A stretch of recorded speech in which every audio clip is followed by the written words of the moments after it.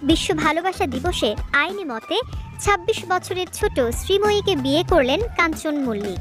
বলেন কি? তৃতীয়বারের মতো শ্রীময়ীর সঙ্গে গাঁটছড়া বাঁধলেন কাঞ্চন। কাঞ্চনের এটি তৃতীয় বিয়ে হলেও শ্রীময়ীর এটি প্রথম বিয়ে। কিন্তু আমি একটা জিনিস বুঝতে পারছি না, কি কি ওরকম একটা আইটেম বোম তোমার প্রেমে পড়লো কি করে? ও পড়েনি। পড়েনি? না, আমি পড়েছি সেই ছোটবেলা থেকে।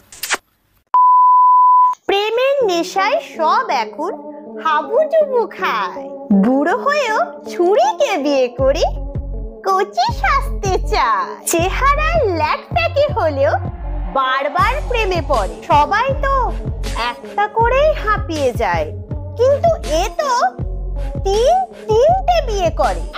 বর্তমান বউ হলো শ্রীময়ী চট্টরা। আগে যাকে দাদা বলতো সেই বরাত। পকেটে টাকা থাকলে বুড়ো বড় চলে, সবাই ভালোবেসে দে। শোভন বৈশাখী লাইট ভার্সন বলে। কঞ্চির মতন চেহারা হয়েও বড় বড় বাঁশ হাড় মেনে যায়। 14ই ফেব্রুয়ারি ভ্যালেন্টাইন্স ডে দিন আইনত বিয়ে করে না। এই খবর নিয়েই চারিদিক তোলপাড়। তিনটে বিয়ে করে কাঞ্চন আসলে কার? তো কেমন আছো সবাই?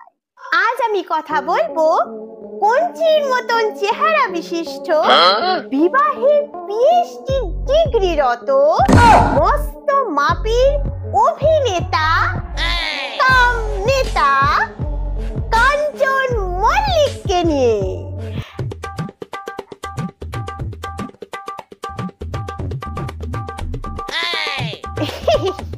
একদিকে ভালো ভালো ছেলেরা বিয়ের জন্য একটা মেয়ে খুঁজে পাচ্ছে না, আর অন্যদিকে কঞ্চির মতন চেহারা বিশিষ্ট কাঞ্চন দা, যার তিনটে বিয়ে।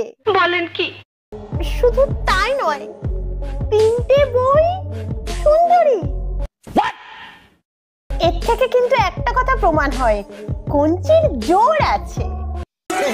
কাঞ্চনদাও কিন্তু একদিনে এত সফল হয়নি। তিনটে বিয়ে করার জন্য কাঞ্চনদাকেও একসময় অনেক কাঠখড় পোড়াতে হয়েছে। তাই নাকি? সে হলো অনেক বছর আগের কথা, যখন কাঞ্চন মল্লিকের চেহারার জন্য কোনো মেয়ে তাকে ঘুরেও তাকাতো না। এমনকি কোনো মেয়েকে যদি পটানোর চেষ্টা করত, তার বদলে শুধু থাপ্পড়ে কপালে জুটতো। জানোয়ার কথাকারে, জানোয়ার কথাকার, আমি তোকে দিচ্ছি।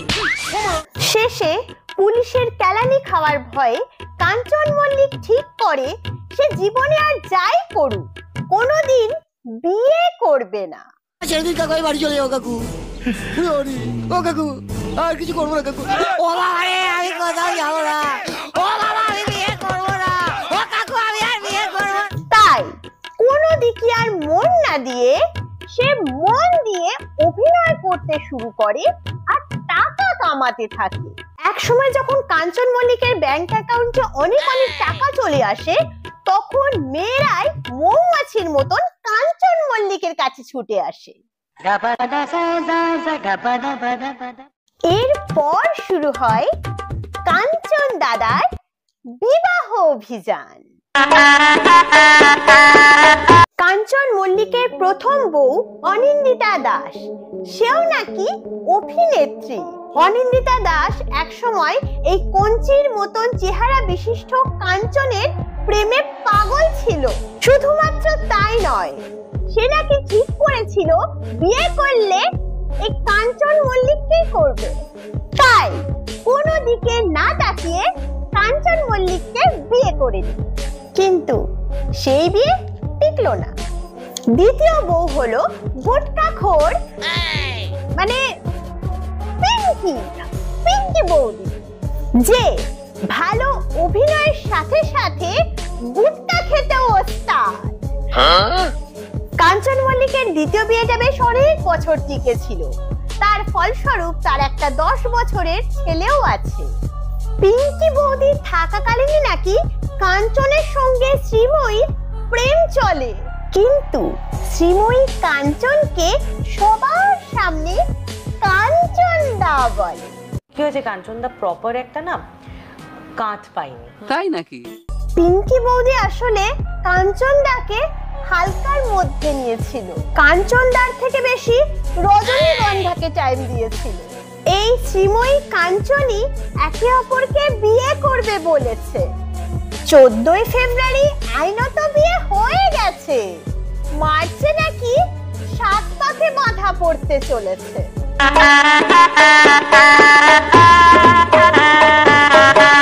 কাঞ্চন মল্লিকের তৃতীয় বউ, যার নাম শ্রীময়ী চট্টরাজ, তার কাজও নাকি অভিনয়। কজনেরই বা কপাল কাঞ্চন মল্লিকের মতন হয়।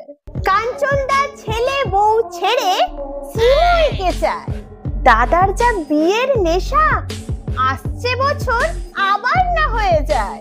সবাই জানতে চায় শ্রীময়ী এত বয়স্ক মানুষকে কেন বিয়ে করবে। পরকে দেখে তো বাবার কথা মনে পড়বে।